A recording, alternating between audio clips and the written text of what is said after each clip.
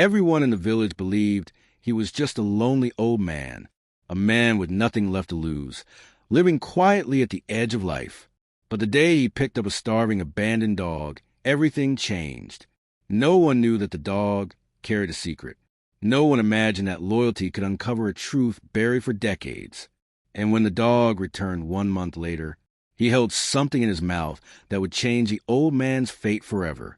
This is a story of love found in loneliness, a story of destiny hidden in silence, and how a single act of kindness can rewrite an entire life. Stay with me, because what happens next will stay in your heart for a very long time. The early morning mist hovered low over the quiet village, wrapping the worn rooftops and narrow dirt paths in a soft, pale haze. In a small wooden house at the edge of a rice field lived an old man named Leem. His back was bent with years of labor, and his hands were rough like dried tree bark. He did not have much, only a small garden, a creaking oil lamp, and the memory of a family that time had taken away. One cold morning, as he walked slowly along the riverside searching for driftwood to use as firewood, he heard a faint whimpering sound. The sound was fragile, almost disappearing into the wind. He followed it until he found a small dog lying near a fallen bamboo fence. Its fur was muddy and tangled. Its ribs showed sharply beneath its skin, as if hunger had been its companion for far too long. Its eyes, however, were still gentle, filled with a quiet plea for mercy. The old man looked at the dog for a long moment. He was not someone who had enough to feed himself properly, but loneliness weighed heavier than hunger. He knelt slowly and extended his trembling hand. "It is all right," he whispered softly. His voice carried warmth, like the first fragile flame in winter. The dog did not move away. Instead, it rested its tired head against his palm, as if it had found someone it had been waiting for. From that day on, the old man named him Vang. They shared everything together. Rice porridge watered down to stretch longer, a thin blanket on cold nights, and the silence that came when the world felt distant. Vang seemed to understand the old man without any words. When Leem coughed from the cold, Vang rested against him. When Leem sat by the door staring at the horizon, Vang sat beside him, watching the same distance. They were two lonely spirits, holding each other in their quiet existence. 1 month passed. The villagers noticed that the old man seemed less tired, less hollow. His eyes had regained a faint glimmer, as though something precious had been returned to him. Then one evening, as the sun dipped beneath the rice fields and the sky burned gold, Vang ran out of the house unexpectedly. The old man called for him, but Vang did not stop. He disappeared toward the old mountain path, where the forest grew thick and shadows deepened. Night arrived. The old man sat awake, waiting, with worry filling each slow breath. He tried to reassure himself that Vang would return, but the darkness outside felt heavy and endless. Finally, just as the oil lamp flickered toward exhaustion, Vang appeared at the door, but he did not return alone. He carried something in his mouth, something wrapped in mud and roots, something carefully guarded, as though it held significance. The old man's heart beat faster. He reached out slowly, confused, uncertain of what Vang had discovered, and when he lifted the object from the dog's gentle grip, the room felt as if the air had shifted, as if life itself had been silently waiting for this moment. His hands trembled. His breath grew uneven. His eyes widened in disbelief. He stared at the mysterious item, as though it carried the power to change everything he had ever known. The old man looked at Vang. Vang looked back with unwavering trust, and the silent night held its breath. The story remains open. Everything was about to change. The object in the old man's hands felt heavy, not because of its weight, but because of the strange importance that seemed to cling to it. He carried it closer to the light, brushing the dirt away slowly with his thumb. Layer by layer, the grime fell away, revealing a hard surface underneath, smooth and cool to the touch. It was not a stone, nor a piece of wood. It was something carved, something old. The shape resembled a small statue, maybe a relic from a time long before the village even existed. The figure was of a mythical creature, its body coiled in an elegant spiral, and its eyes, though worn down, still seemed to hold a faint spark of life. The old man felt a subtle shiver pass through him. He glanced at Vang, who sat quietly, tail still, ears forward, gaze steady, as if he knew exactly what he had brought home. Leem placed the statue on the table and sat beside it. He stared at it for a long while, the flame of the oil lamp dancing soft shadows against the wooden walls. He remembered stories his grandfather once told him when he was a small boy, stories of hidden treasures buried during times of war, left behind by soldiers who never returned, stories of sacred items believed to bring protection, fortune, or curses depending on the hands that touched them. He reached out again. This time, his fingers did not tremble. The statue felt strangely warm, as if it had absorbed the memory of whoever last held it. The next morning, after a sleepless night, he took the object to the riverbank. Sunlight shimmered on the water, and the morning air smelled of damp grass and earth. Vang walked beside him, occasionally glancing up at the old man as though checking if he was all right. Leem washed the statue carefully in the river's flow. As the remaining dirt washed away, symbols revealed themselves on the base. They were old, unfamiliar, curved in ways that made the eyes linger. He did not understand them, but something about them felt purposeful, like they belonged to a forgotten story waiting to be awakened. A voice called out from behind. It was Min, a villager who often passed the river on his way to the fields. He greeted the old man with a curious stare. "What is that?" he asked, stepping closer. Leem hesitated. His instinct was to tuck the statue away, to protect it, but he forced his hands to stay steady and held it up to show Min. Min's eyes widened, not with wonder, but with something sharper, recognition, or fear. He stepped back slightly, his face tightening. "Where did you get this?" he asked, his voice lower now. The old man told him about Vang, about the mountain path, about the forest. Min did not speak for a long time. The only sounds of the river flowing and Vang's steady breathing. Finally, Min leaned closer and whispered. Long ago, men from far away came through this region. They carried such symbols. Some believed these objects were keys. Some believed they were warnings. The old man felt his heartbeat thicken in his chest. Min's gaze shifted to Vang, then back to the statue. "You should be careful," Min continued, his tone quiet but weighted. "If this truly comes from the mountains, it may not be the only one." The old man lowered the statue slowly, silence wrapping around him like a veil. He looked at Vang again. The dog stood still, alert, as if listening to something distant. The old man felt the ground beneath this moment shift, like his life had been resting on shallow soil, and now something deeper was stirring below the surface. That night, the air in the house seemed different. The wind outside carried a faint, unfamiliar scent, like flowers blooming far away in a forest no one walked. The oil lamp flickered in long, slow pulses. Vang lifted his head, his eyes fixed on the door. Then the old man heard it too. Footsteps, soft, measured, growing closer. He sat still, breath held, muscles tense though age had long taken most of his strength. The statue sat in the center of the table, its carved eyes reflecting the dim light, like something alive and waiting. The footsteps stopped directly outside. And then, a gentle knock. The night held its breath again. The old man said nothing. Vang did not move. The door remained closed. The silence deepened, and the story did not end. The knock did not come again. It lingered in the air like a memory, like something that wished to be acknowledged but refused to force itself inside. The old man sat with his hand resting on the wooden floor, feeling every beat of his heart echo through his fingertips. Vang remained seated, his body still but his eyes sharp and alive, watching the door as if he could see through it. Minutes passed, or perhaps it was longer. Time felt different in moments like this, stretched thin and trembling. Finally, the old man rose to his feet. His movements were slow but steady, the careful steps of someone who knew that life could change in the smallest instant. He reached the door and opened it. There was no one outside, no figure, no shadow, only the night wind, brushing gently across the fields, carried with the scent of wet soil and distant pine. But something was there, placed neatly on the ground, right at the threshold, a folded piece of rough paper, tied with a thin string.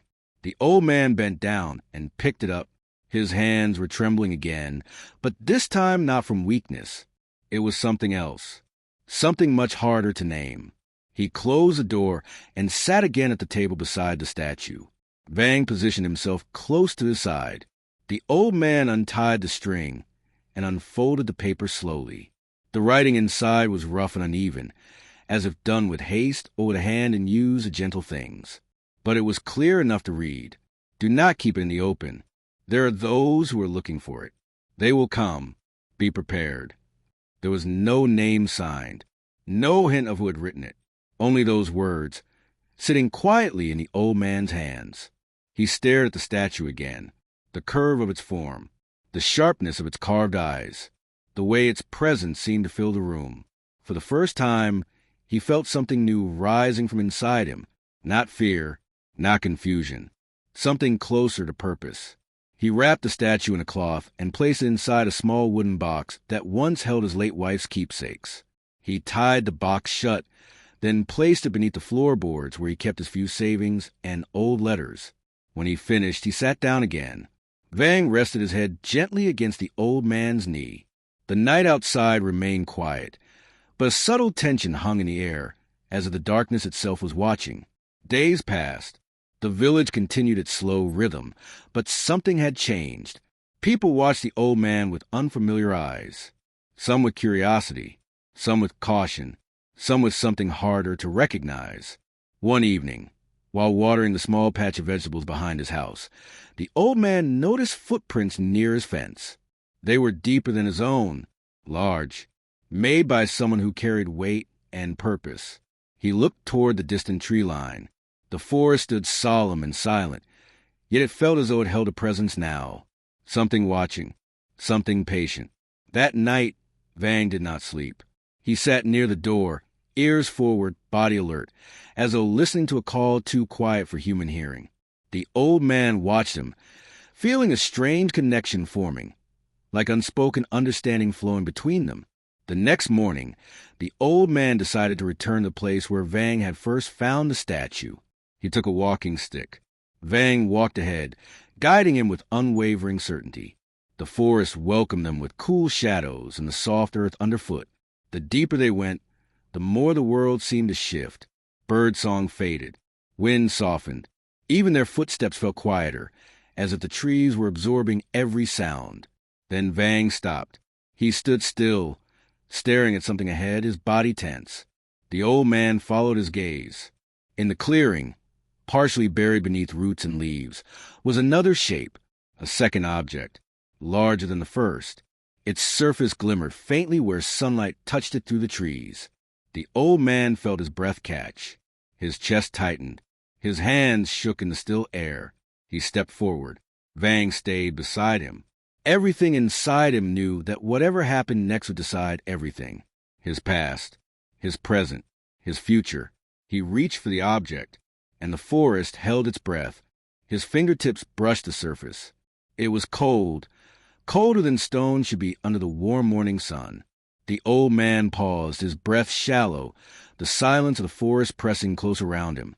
Vang remained beside him, steady as a shadow, watchful and silent.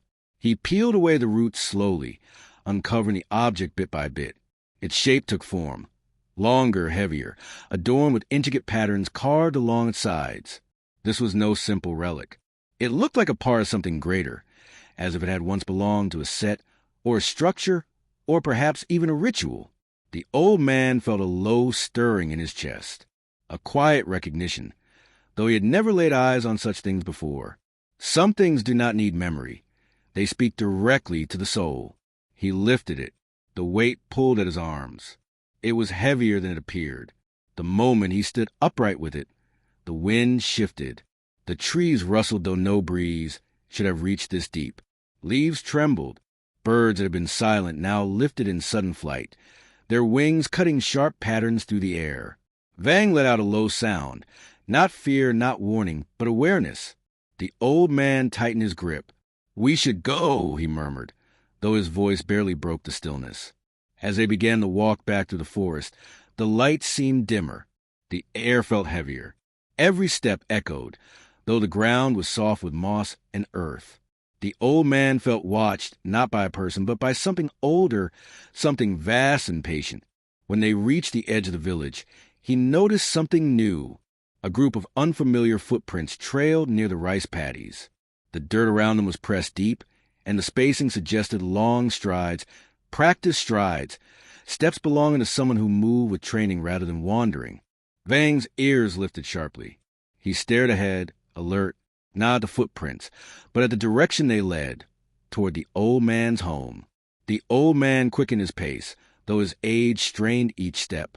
Vang walked slightly ahead, every muscle ready. When they reached the house, the air around it felt disturbed, as if something had entered and left, leaving behind only the faint trace of its presence. The door was closed, the windows untouched, yet the old man could feel it. Someone had stood there. Someone had searched. Someone had been looking for something. He hurried inside. The floorboards where he had hidden the small box were still in place. But something small, something only one who lived it would notice, was different. A chair had been moved half an inch. A cup was no longer where he had left it. The silence felt violated. The old man's breath tightened in his chest. Not fear. Resolve. He carefully placed a second object next to the first hidden box, sealing them together beneath the floor with a small stone wedge. Then he sat. Vang lay at his feet, eyes toward the door. Hours passed. The sky deepened. Evening settled in slow, deliberate layers. The village lights dimmed. The world rested. But the old man did not.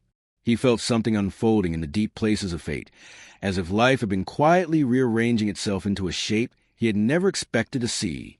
A poor old man, living forgotten at the edge of a field, now holding something that people crossed forests to find. His solitude was no longer empty. It had purpose. When night fully claimed the land, Vang lifted his head again, not in alarm, in acknowledgement. Outside, in the far distance beyond the paddies, a faint lantern light moved slowly along the road, not like a villager returning home, not like a traveler passing through, but like someone searching. Patient, unhurried, the old man watched the distant glow through the window. The night rose around it like a vast ocean.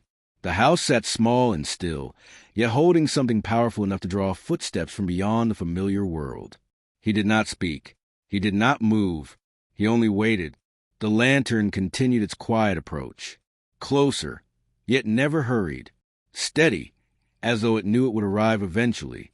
The night held everything in balance. Nothing concluded. Nothing revealed itself fully. Not yet.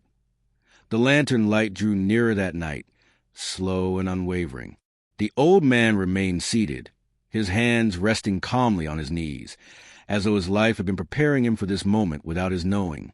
Vang did not bark, did not growl. He simply waited beside him, steady and loyal.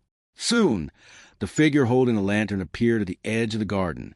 A tall person, wrapped in a worn traveling cloak, the hood shadowing their face. Their steps were measured, respectful, not the movements of someone who wished to take by force. The old man rose to greet them. His knees ached, his back protested, but his expression remained composed. There was no fear now, only clarity. The traveler stopped a few steps away and lowered the lantern, allowing its warm light to spill across the old man's lined face and Vang's watchful eyes. "You have found what was meant to return," the traveler said. The voice was neither young nor old, neither harsh nor gentle. It was simply steady, like the river that never stopped flowing. The old man answered quietly, "I did not seek it. It came to me. And that is why you were chosen," the traveler replied. Their gaze moved past the old man toward the house, toward the place beneath the floorboards where the relics rested. "You have kept them safe. Now they must go back." The old man did not argue. He understood something then, something that needed no words. The relics were never his to possess. His role had been to protect them only until the time was right. He stepped inside and lifted the floorboard. The wooden box emerged into the lantern's glow, plain and unassuming, yet holding the weight of forgotten history. With careful hands, he offered it to the traveler. The traveler accepted it with a deep, respectful bow, not to the relics, to the old man, to the heart that had guarded them. "You have given more than you know," they said softly. "It is time that life gives something back to you." The old man looked down at Vang, who gazed up at him with warmth and quiet understanding. The traveler reached into their cloak and placed a small pouch in the old man's hand. It was heavy, filled with something that clinked softly, coins, real and valuable, more than the old man had ever held in his life. But the gift was not what made his eyes soften. It was a feeling that his life, long marked by solitude and loss, had been seen, recognized, honored. The traveler turned to leave, lanterns swinging gently at their side. They walked toward the horizon, where the first pale shimmer of dawn touched the edges of the sky. The old man stood in silence, Vang leaning lightly against his leg. The world felt familiar again, yet changed. Not louder, not brighter, but fuller. He looked toward the fields, where morning light began to spread across the earth he had tended for so many years. He breathed in slowly, deeply, no longer with the heaviness of old sorrow, but with the quiet peace of a story that had finally found its resting place. The old man knelt beside Vang and placed a gentle hand on his fur. "Come," he said softly, "there is still life to live." And together, they walked back into the light of a new day.